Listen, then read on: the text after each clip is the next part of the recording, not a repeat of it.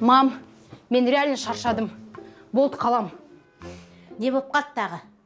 Ойпырмай санап тұрсам тіптен причина да қалмапты ғой. Ана Бека мені вообще тыңдамайды. Дұрыс. Сен тыңдаса баяғыда атенен қарттар үйінде өзің осы үйде тұратын едің ұялмай. Мам, сіз түсінбедіңіз. Ол үйде ешқайсысы мені адам санамайды. Дұрыс қой, сен ол үйде адам емес, сен келінсің. Ой, мам, қойыңызшы, мен өз үйімде, өзім күйеуіммен бірге тұрғым келеді. Олардың барлығы көшіп келген. Так же нечестно, мам. Қызым-ай. Шыдай тұрмайсың ба? Кішкене шыдай тұршаш. Біраздан кейін барлығы сенің айтқанды істейтін болады. Не айтасың, сол болады. Қанша ол кішкене? Көп емес, бір 30 жыл шыдай тұрш. Мам, 30 жыл сүнес? Мен ол үйде 1 жылға да қалмаймын. Одан да сіздермен бірге тұрайын да осында келіп. Мам, мен шынымен де шаршадым, я не могу уже, мам. Жарайды, қызым. Қалсаң қала ғой.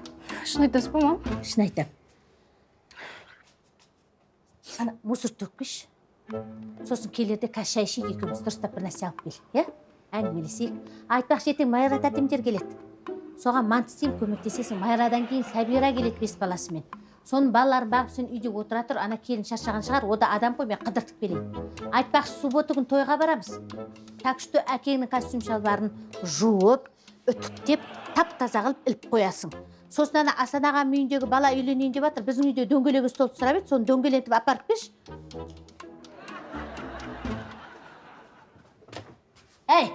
Келесі келетін кезде осылардың барлығын өзің істейтінді ойланып дұрыстап кел, білдің ба? Көрейін енді қайтып келген.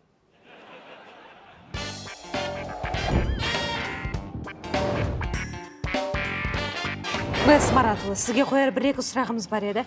Бір-екі сұрақ болса, ол жақсы, ал енді одан көп болса, уақыт жоқ. Мэлс Маратұлы, сұрағым зейнет жасына байланысты болмақ. Прошу прощения, зейнет что? Пенсия. Ай-яй-яй-яй-яй-яй, зейнет, пенсия, мен зейнет команда, болельщик просто. Тоқтай тұрыңыз, Мэлс Маратұлы, зейнетақы жасы жылдан жылға өсіп бара жатыр. Сіз қалай ойлайсыз, зейнетақы жасы өсуі қашан тоқтатылады? Ол неге так, осылай неге? Мен ойлайным, ол үйде қартаю, үйде отырып, жалғыз, я уже махаббат жоқ, вот уже, как говорится, потухшие свечи, трус, а зачем? Надо возгорать солда, мен ойлап отырым, зейнет көтеру керек, вот, керек. 63 это нормально, 63, 58. Половина просим. Это нормально. Бірақ жұмыс істеп зейнетақы алуға болады ғой. Вот. Орыстарда жақсы макал-матель бар. Екі куян жүгіресің, бір куян жоқ, соответственно, екі куян жоқ. Бұл ойға сыймайды. Мысалы, Европа елдерін алсақ, ол жерде орташа зейнетақы жасы 52 жас. Ты давай Европамен сравнивать не етпе. Не надо. Зачем? Европа наш шар. Европа тамақ наш шар. Да? Европа ауа райы наш шар. Вот. Ал бізде бет ашар. Вот. Бізде ет ашар жақсы. Вот эта программа хорошая тоже. Шар-шар. Жақсы ғой. Ет жақсы.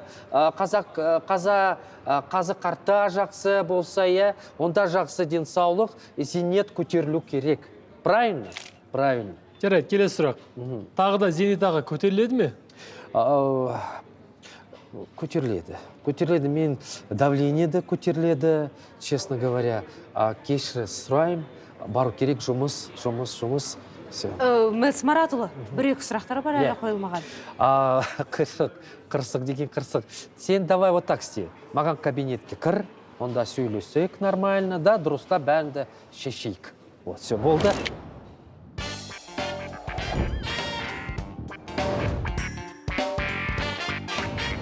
Айлықты тезірек берсе екен, шаршат жүрді ғой. Прикинь, Криштиана бар ғой, күніне 120 миллион табады екен.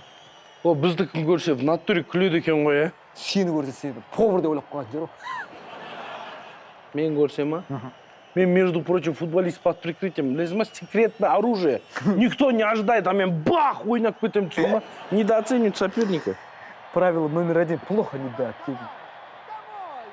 Новенький ойыншы ең ба? Новенький емес, қайдағы новенький? Біздің 3-ші вратарь ғой.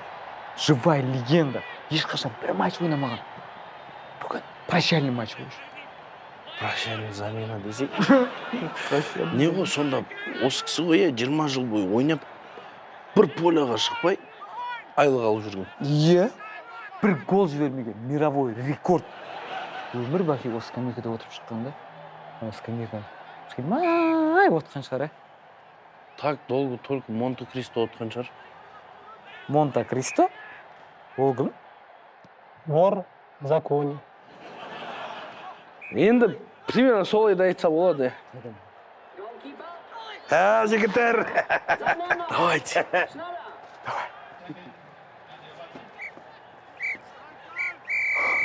Бергеңіз аға. Полян басып үлгердіңіз ба? Я. Құтты болсын. Ощущениеңіз қалай отыр? О, ощущением. Во. Во? Енді настоящий вратармын. Иә.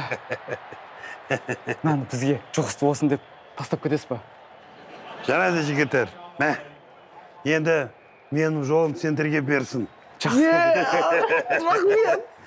Жұғысты болсын. Ана бір топ қой.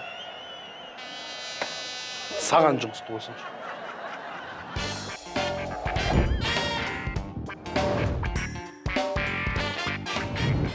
Жоқ, телефонды сен бірінші қой. Сен қой. Қой дейм енді. Пока. Кім ол, бәсеке? Банктен қой. Саламатсыздар ма? Маған 2 килограмм картошка мен нан берсеңдер.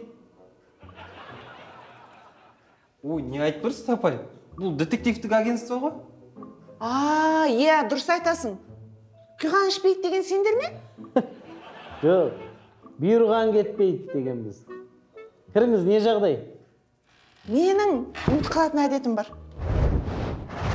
Күйеуім үйден кетіп қалғанына 2 апта өтті. Сонда 2 апта болды, үйден кеткенде. Сонымен кеткен кезде дым айтпады. Жұмыстан келсем үйде жоқ. Телефон өшіріліп тұр. Сонда дым айтпады. Жұмыстан келсеңіз үйде жоқ, е?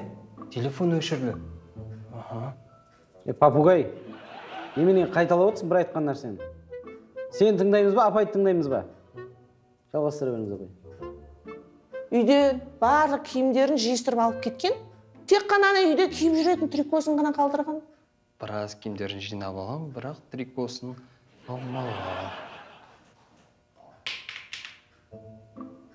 Просто уточнить етіп отырмын. Просто уточнение. Болды, апай, мен сіз түсіндім. Күйеуіңізді міндетті түрде табамыз. Ертең келіңіз. Мынау сіз 1964 жыл 24 мамырда Қызылордада дүниеге келдіңіз. Өткен туған күніңізбен. Иә, рахмет. Ал мына жерде сіз техникалық училищте оқып жүрсіз. Не болды? Студент кезім есіме түсті ғой.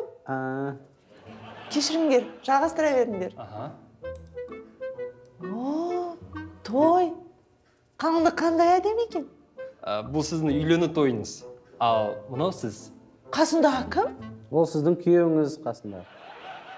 Әше. Ол көрінбейді ғой. Ол қайда? Тауып беріңдер маған. Ол деген сабыр етіңіз, тауып береміз ғой енді. Сәл шыдасаңыз келе жатырмыз ғой соған. Міне. Мынау сіздің күйеуіңіз. Тойдан кейін өзгеріп кетті ғой. Тойдан кейін любой еркек өзгеріп кетеді ғой. Қысқасы сіздің күйеуіңіз вахтада жұмыс істейді. 15 күн жұмыста, 15 күн үйде отырады. Қазір жұмыста отыр. Ертең келеді, уайымдамаңыз. Мен онда үйге барып, бүгін тамақ дайындайын. Жоқ, бүгін емес, ертең келеді, ертең. Ертең? Ертең. Тәте, кешіріңіз. Ақшасын бермейсіз бе жұмысын? Не үшін? Не үшін емес? Сіздің күйеуіңіз тауып бердік қой іздеп. Ол жоғалған жоқ қой? Ол жұмыста. Не үшін іздедіңдер? Қызық екенсіңдер. Ағаң бізді ақымақ қылып кетті ғой. Алло, қандай ақша? Ой, жоқ ешқандай ақша алған жоқпын мен.